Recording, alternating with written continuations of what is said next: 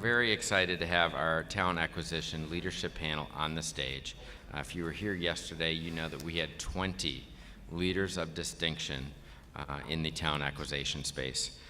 We are fortunate to have 5 of those talent acquisition leaders of distinction on stage with us right now. And to facilitate this panel, a friend of mine, Donna Sinnery, is going to be facilitating the session. Donna works with Techner Apex, and when she first left her company to go to Techner Apex, I said, who is that? And wow, as I've learned more about them, they're a huge company. They're a leader in compounding plastics. They have over 2,000 employees across the globe in 14 locations, including sites in Germany, China, Singapore, Netherlands, and the US. And Donna runs all HR operations of this billion-dollar company. Donna, I look forward to you taking us through this journey for the next 45 minutes with these 5 outstanding TA leaders. I'll turn it over to you. Ladies and gentlemen, Donna Sinnery. Thank you, Zach. So, Zach shared a little bit of my background, but what he didn't share is that I started my career in operations, and I was dragged, literally, into HR, kicking and screaming, because those people don't know a thing about the business. They just get in our way. You've all heard that before, right? And here I sit 25 years later and could not be more proud to be a part of the profession. And I have a soft spot always in my heart for talent acquisition. I think it is probably the least valued in many ways by the business, the most impactful, and it's the hardest part of the HR role. So to sit here with these distinguished leaders, I could not be more proud about the difference that they're making, and I'd like to offer a round of applause for this panel.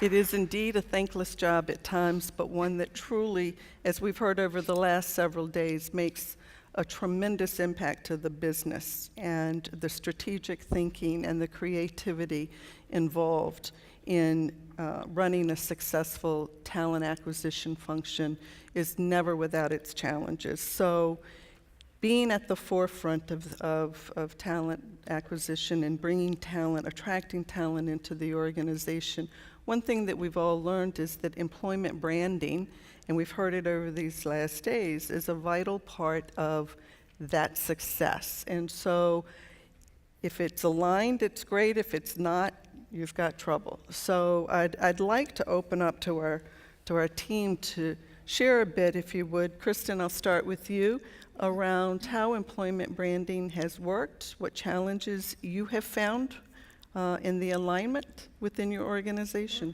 Absolutely. So employment branding is something that at Cox we really started looking at about 2 years ago with dedicated focus. And we're lucky enough to be able to bring someone in who really was going to run our marketing and employment branding function for recruiting. And so we had the same challenge, right? We were running off trying to put out content that would appeal to people who wanted to work at our company, but it wasn't always aligned with how we talked about our company once you became an employee. So last year we put together so we do recruiting for 4 different companies within Cox in a centralized recruiting function. So we put together a cross-business steering committee on our employment brand. And what we really wanted to say is recruiting doesn't own this. We as a company own it. And so we had leaders from marketing, corporate communications, HR, and recruiting from each of our businesses sit on this council that meets quarterly, and we really talk about what's the story, the unified story we're trying to tell, how does that play into each of our roles, and share best practices and information. And it has really, I think, made a huge difference in how we've been able to make progress on that. We're more aligned. We're also communicating in similar tone of voice and some of those, and using the channels more consistently, I think, how we approach our philosophy around social versus more formalized communications. So that's been really big for us. I love how you brought others in, and it's not just HR.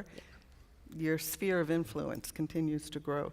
Have you found that the business has helped, that business leaders have helped more so in that endeavor? Yeah, they have. I mean, for us, for each business, finding out why they needed to care was really important. So we have one of our brands is a really strong consumer brand, and so they were highly attuned to anything we were putting out there in their markets, because people who apply for our jobs are also our customers, and we really needed to be on brand and on point.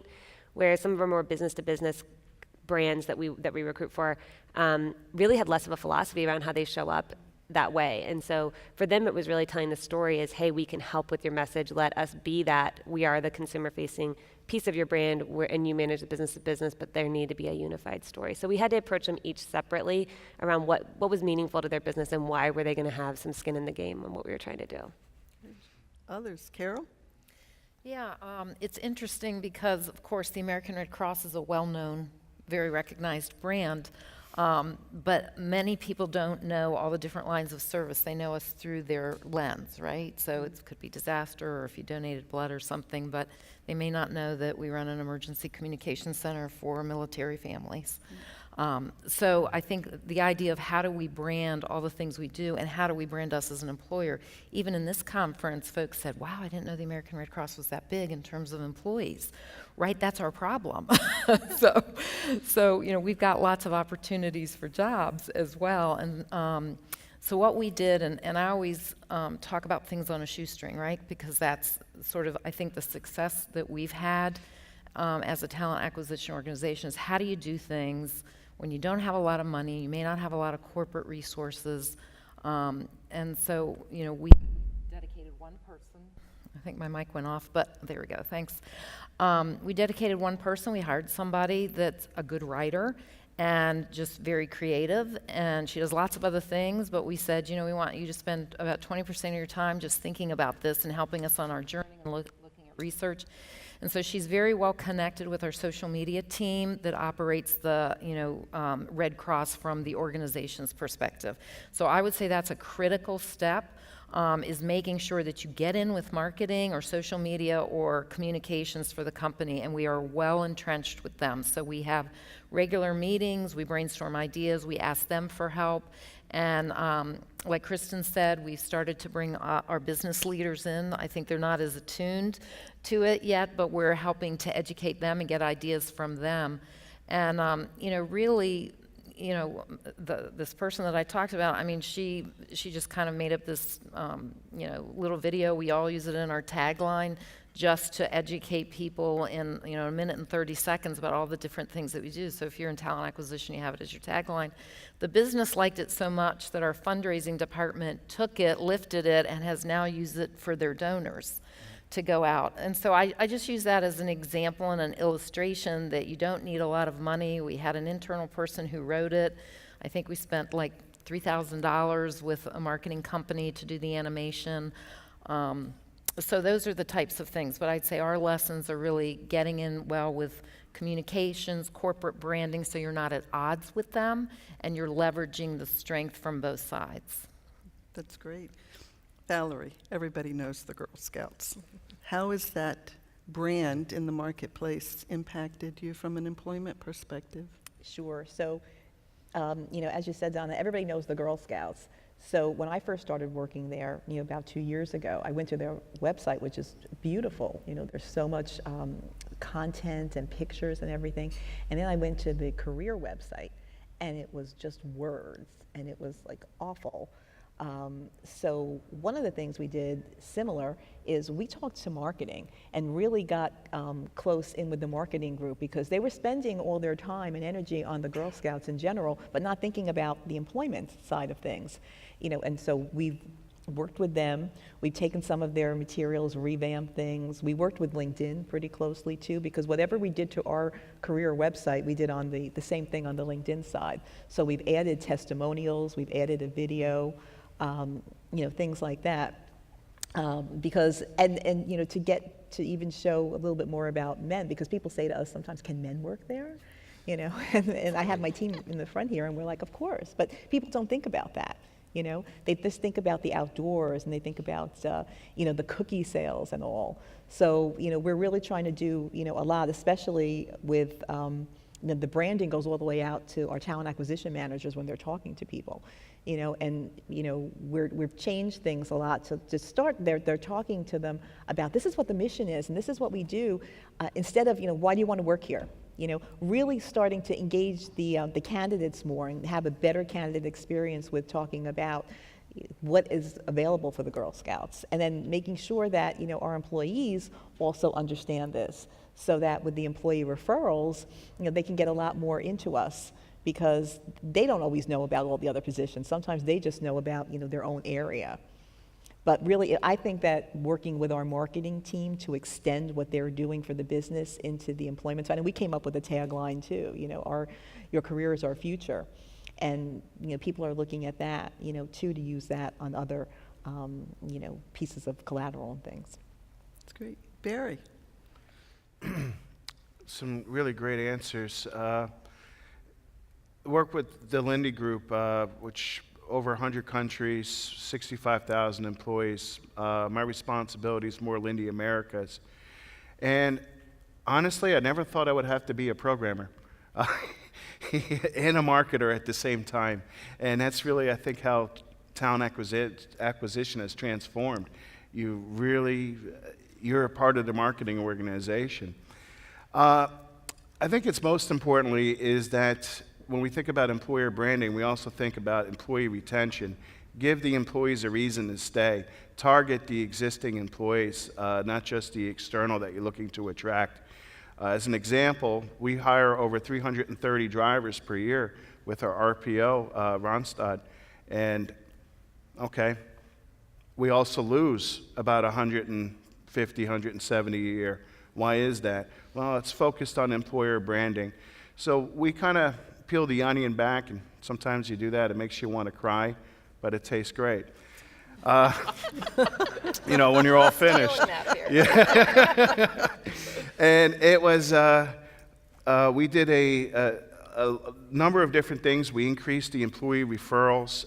We put in a brand new ATS system, which is state-of-the-art, which we didn't have, say, in November.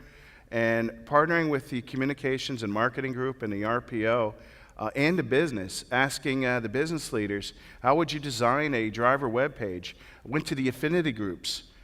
All right, how can we increase our employer branding? Really transitioning to everybody, the leaders becoming brand ambassadors, getting on Glassdoor, doing all those types of things and receiving feedback. We're just going to start Candies, which we're a little late to the market in doing that, but understanding the pulse of our branding. Are we successful? So feedback is very important, but most importantly as well, look at the employees that are with your organization. Give them the reason to stay as well. So we've talked about the imagery and the language. Kathy, we also know it's the experience, right? So if we're branding ourselves as one thing and our employees feel like we're something different, you've got to disconnect.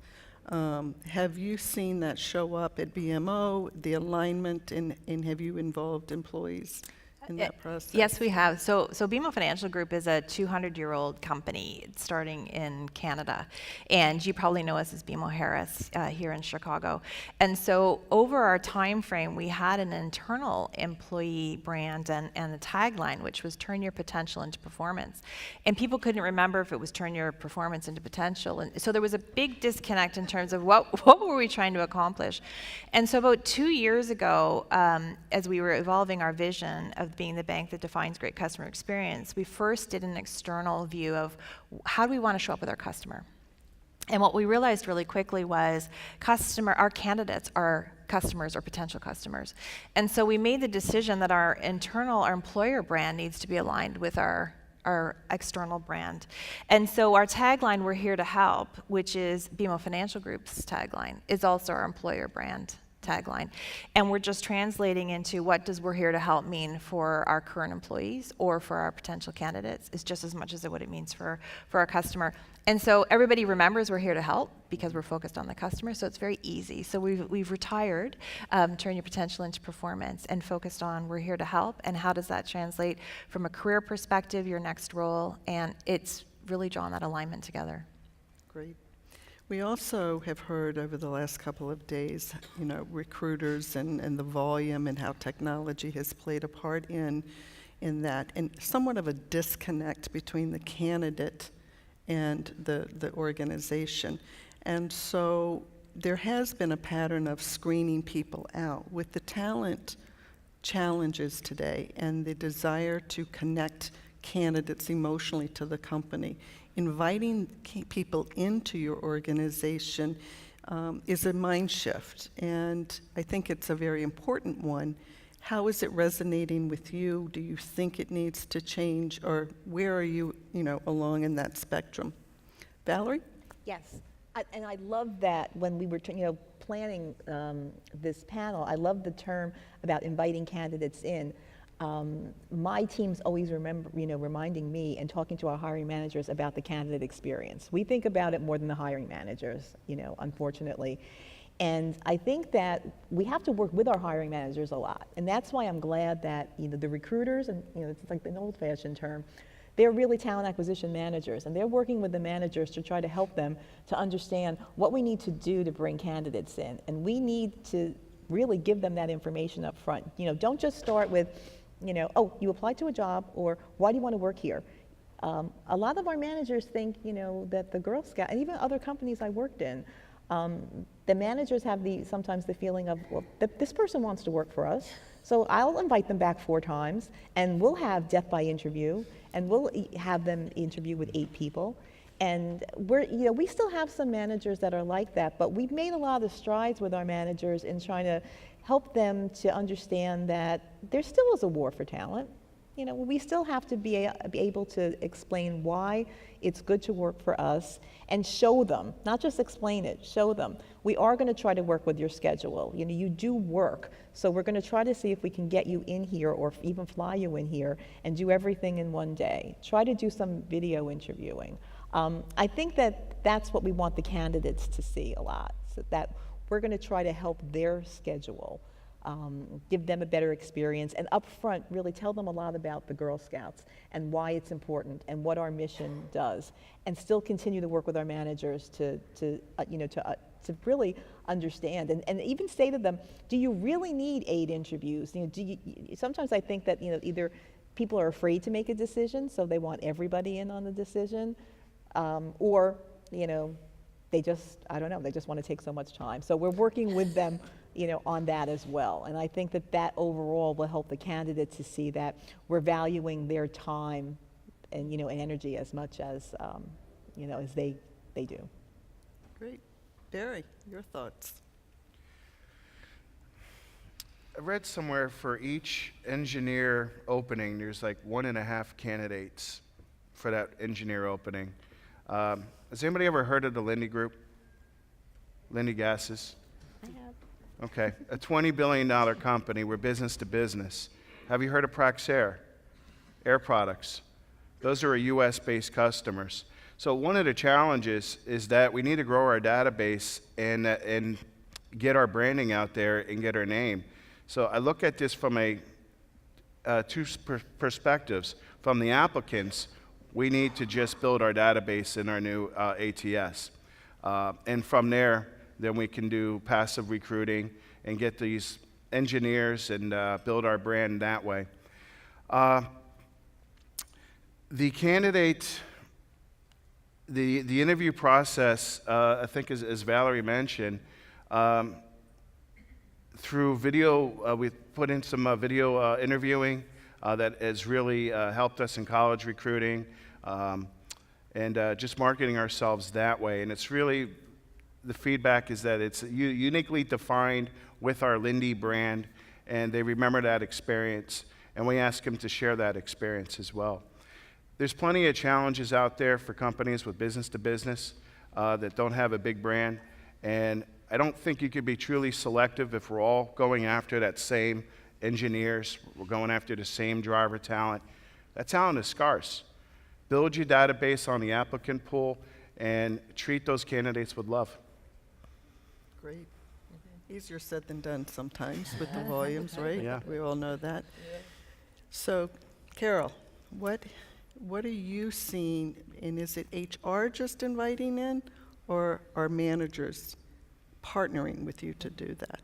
Yeah, I think it's, I would classify it as uneven across the spectrum. So we have managers that are highly engaged, and then other areas where they don't think it's their job, right? And I think in talent acquisition, we always have we're a little ambivalent too, because we're saying, we want managers in some ways to sort of stay out of our business, right? Because, we know how to get things done and operating our deadlines, and then sometimes, then we overlook the power of the partnership.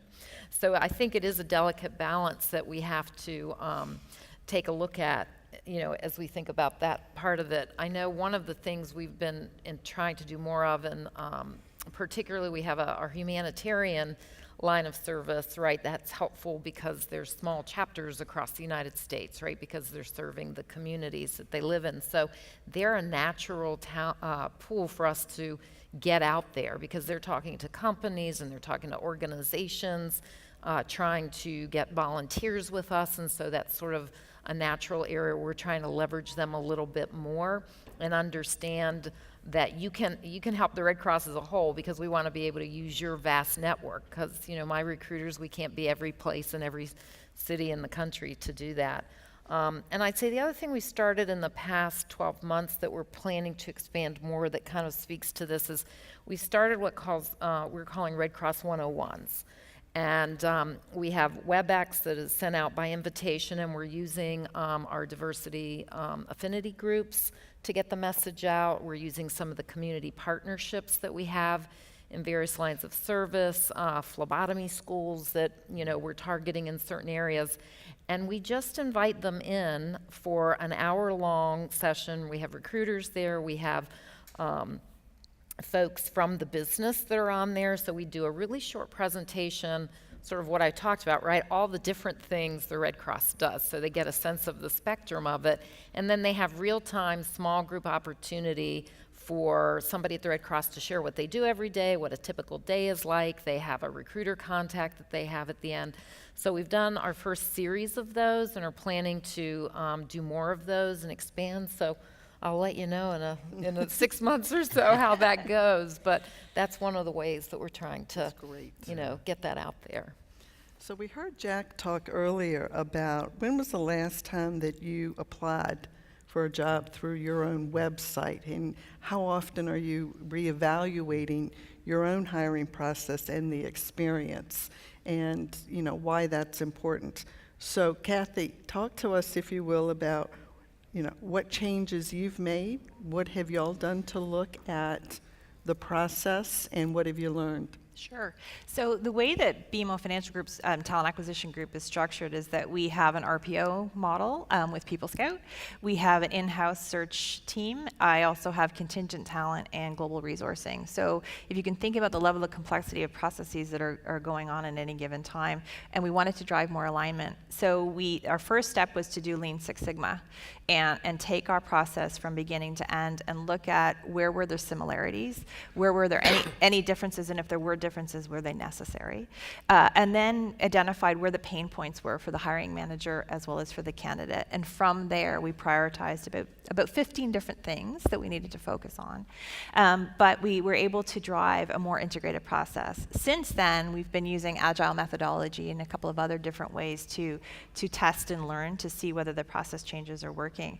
And so as a result, we do regularly, myself and team, apply for roles. So we often have to call the recruiters and say, if you see our name there, we were just playing around.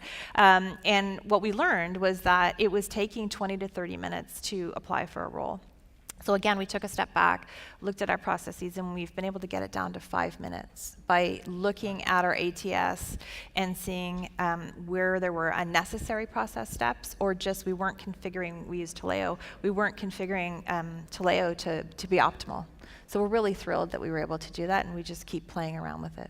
Can you talk about some of the processes that you did cut that you didn't find were as valuable during that streamlining? For sure. Some of it was not necessarily just even valuable. So I'll go from the front end and from the back end. So from the front end, the approval process, even to open up a rec, was ridiculous. And by the time our hiring managers got to us, they were so grumpy because they had to go to so many levels to get approval, is that we thought, well, how can we make it less onerous to open up the rec? So we had, I can't even remember how many different fields had to be filled in to even start a rec, and we got it down to 4. So we took a bunch of junk out that we really didn't need to start that requisition. So that was the front end. On the back end, in terms of pre-employment screening, we harmonized our suppliers to one. And we looked at, again, the number of steps that a hiring manager needed to go through to trigger the pre-employment screening. And there were 15 different steps, and we knocked out down to 2. So it was really just putting ourselves in the shoes of either the candidate or the hiring manager and saying, is this adding value, and do we really need it? That's great. Kristen, what have you done over at Cox, and what have you seen? And you went through a major transformation, so. We have, one of the things we've really looked at is making sure that our entire candidate experience is mobile friendly. So we're seeing about 30 to 40% of our career site traffic on mobile. So now we've done mobile apply, which I think is, kind of now become standard. But we're really looking at every single time a candidate has to interact with us online in some way, shape, or form, whether it's to approve or accept their offer or do their pre-employment. How do we wrap that entire thing in a branded mobile experience that can really translate on any type of device? And then we've really looked again at the application process. I think still a lot of opportunity there. People are really, especially depending on the type of talent you're going after, just don't have the patience for filling these things out. So, they're integrated with LinkedIn profiles and other social profiles they can use to bring in data from where it already exists for them. And we also, in partnership with Future Step, our RPO provider, have actually come up with a shortened application for some of our volume processes where we don't even ask for your education and employment background. We just give us your basic information so that we can get you into the process faster. And so that's something that we have gone live with this year. Have you found that that's benefited, or that you've had to do some rework going back to candidates where you didn't have that information? Yeah, so we have been really selective with the jobs that are allowed to use that application. And so we're really piloting it with a handful that we knew it would be okay. And we're going to see how it goes. So early days, but we are hoping that one will prove beneficial and we'll be able to expand where we use that. Great. Yeah. So we're accustomed in HR to doing a lot of surveys, exit surveys, new hires, but it's relatively new to survey candidates who didn't get the job. Have any of you gone back to hear the voice of experience from those candidates? Carol, I'll start with you. Yeah, we haven't, so I'm going to be interested to hear those that have done that. We've obviously begun conversations about that, so we go back to our existing, our new hires, and we survey those folks. But for us, right, that's critical because, like most companies, right, if you're in a company, you have either a product that somebody's going to end up buying or a service or whatever. There's some that maybe aren't as direct if it's more B2B, but with the Red Cross, right, we need our blood donors, we need our financial donors, we need our volunteers. So I think it's very important to draw that. So what was the experience, because we don't want to turn them off from, the brand of the American Red Cross and all the other things that you could do to engage with us. So I'm interested, hopefully like the rest of you, to hear what others are doing. Anyone? Yeah. We've just started. So we're taking a process that we use with our customers, which is customer journey mapping, and doing candidate journey mapping. And so we've just started. It's interesting. We're finding that folks that we were not able to hire are not necessarily interested in talking to us. So we're now thinking about having to pay them with gift cards or really entice them to come be part of the candidate journey mapping. So any ideas of innovative ways to get candidates you've declined would be great. They're not that receptive.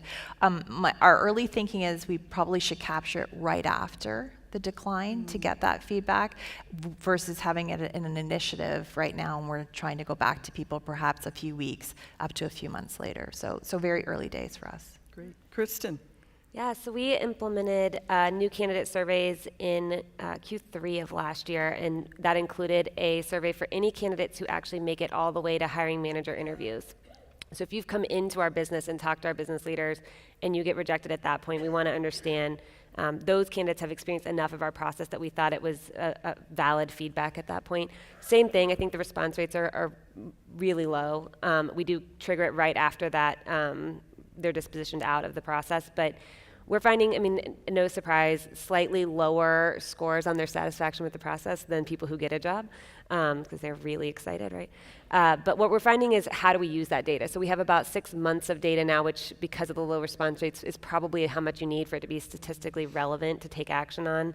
And so we're just starting to look at it, and we have a couple TA managers who are reviewing the comments with their teams, brainstorming, so what does this tell us? You know, these people really, there are more of these people than the folks we hire, and they need to be our brand advocates. We want them to apply for other jobs. We've spent the money to get them this interested, right? How do we capitalize on those folks? So we're doing that. Our marketing team is beginning to look through it. Are there ways, especially for those who actually take the time to respond, to get them back into our CRM, because they're clearly willing to engage with us, which is important.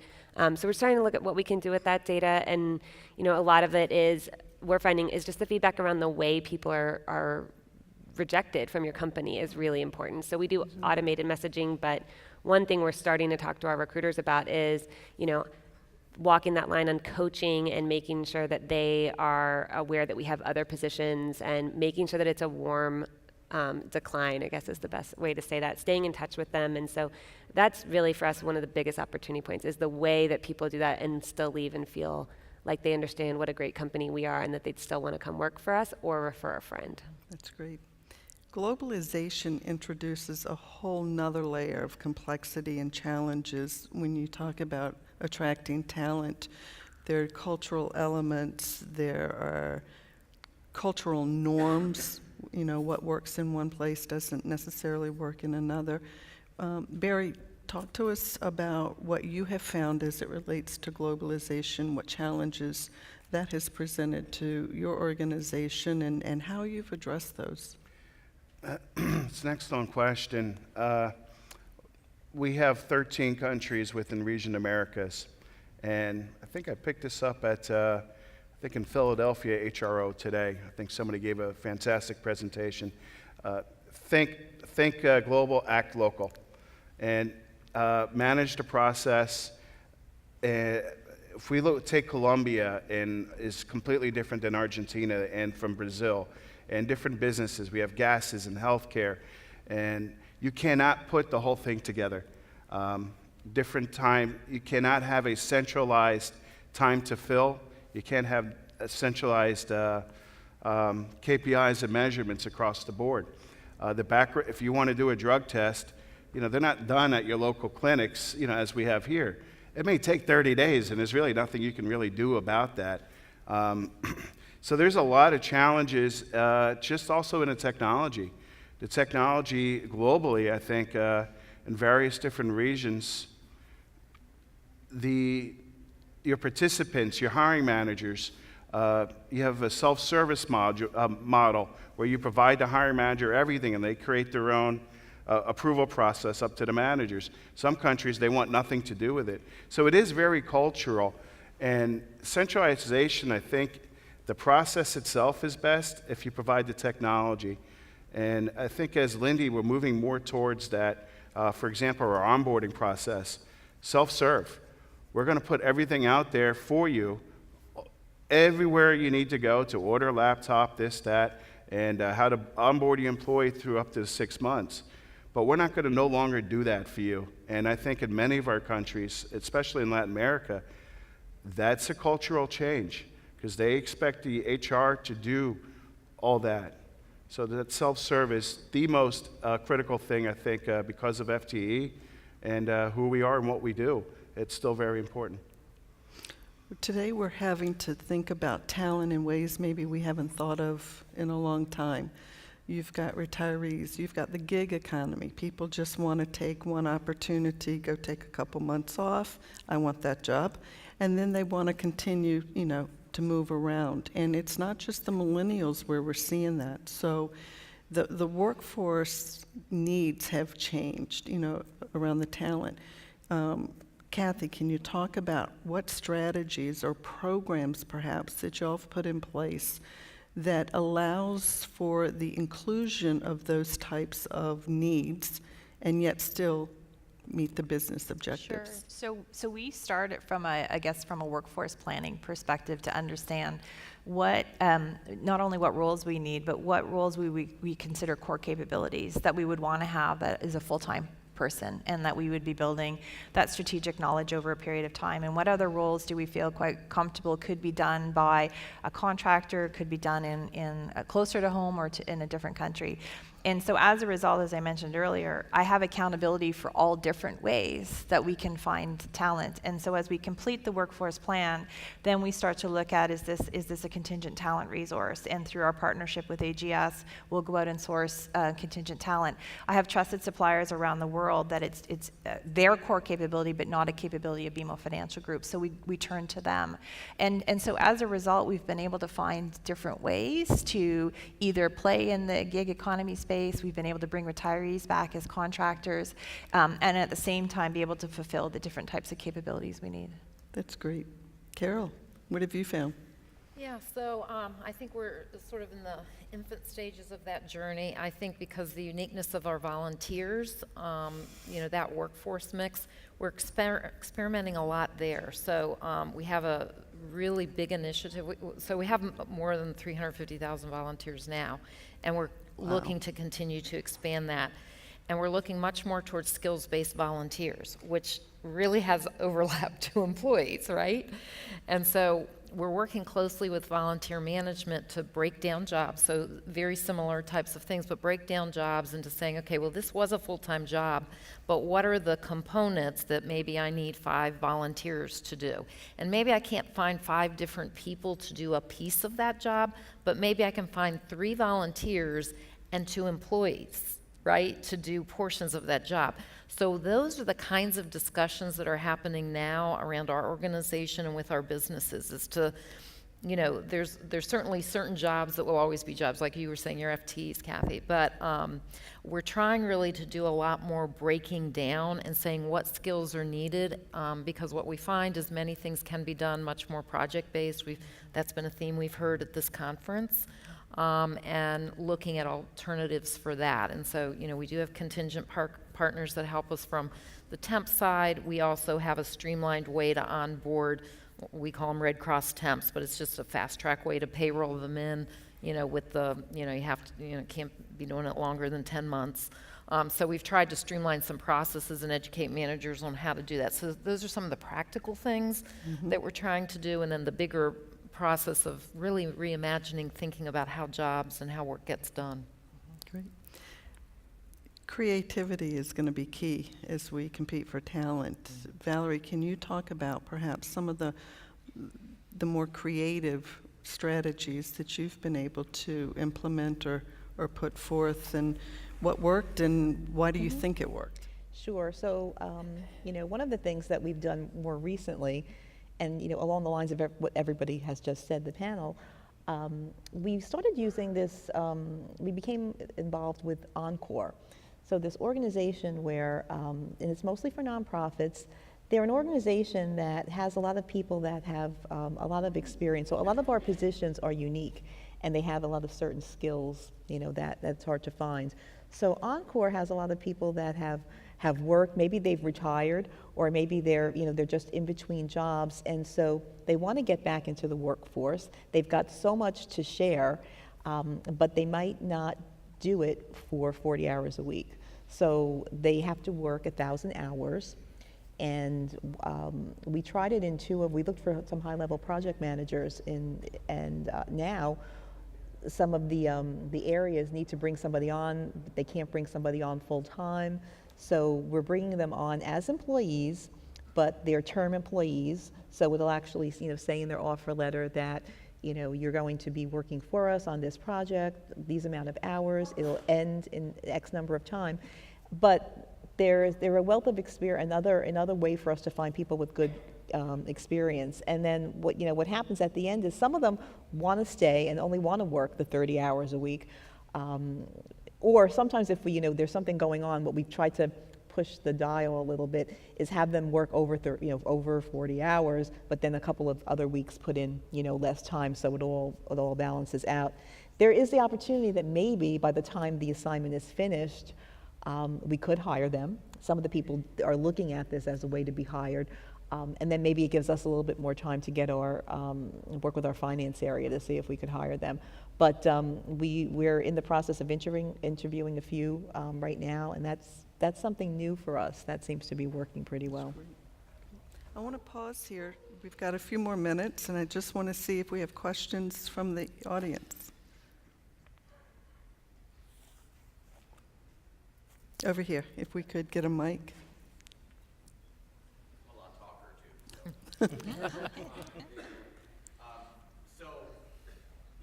in a global talent acquisition role now, and I would like to think that the purpose of having a global talent acquisition function is to have some degree of consistency, sharing best practices, try to have something measurable that we could share with leadership, such as maybe time to accept. I know time to fill isn't necessarily possible because onboarding varies so much from region to region. But for any of you that do have global experience, can you kind of talk about how you do try to have some consistency between regions or countries?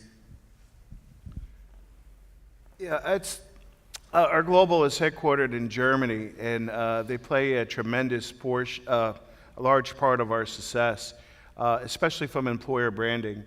They have recently put out a new career page with all different languages, and we can all drive traffic in all our 100 different countries and different languages. From an employer branding standpoint, that was tremendous. They also developed onboarding content that we can do. We don't have one centralized ATS system yet, so there's countless ATS systems. And even for South America, we don't have a dedicated ATS system there yet.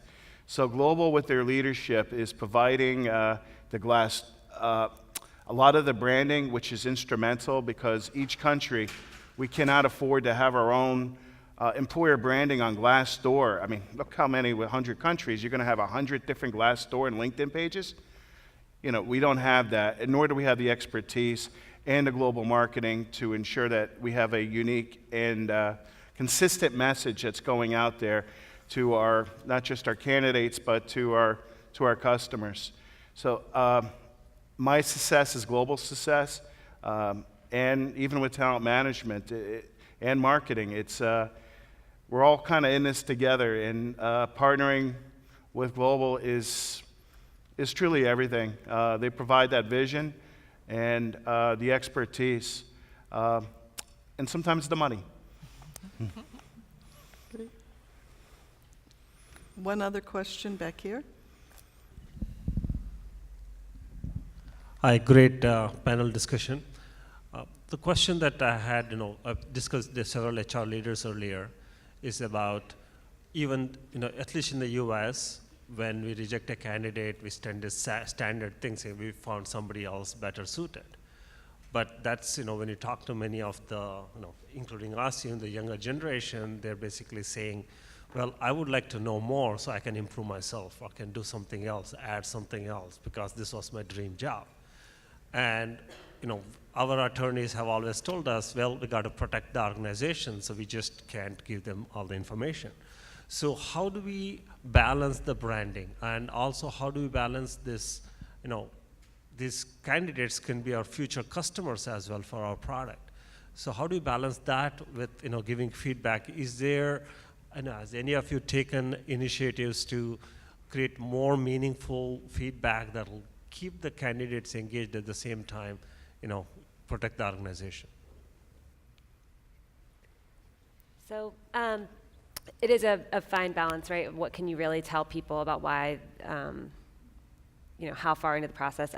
One place we've started is with our internal candidates. So we at Cox has invested a lot in their HR systems over the last few years, in addition to their talent acquisition team, and what they call Compass, which is a total career program within the company that it's kind of the the catalyst for us all uniting our IT systems so that across the 4 companies, all employees are using the same ATS system, the same performance management, and we're really talking about building your career in and through the company, that you can have a career in multiple different industries by joining this one family of companies, and you still have the same values and same experience.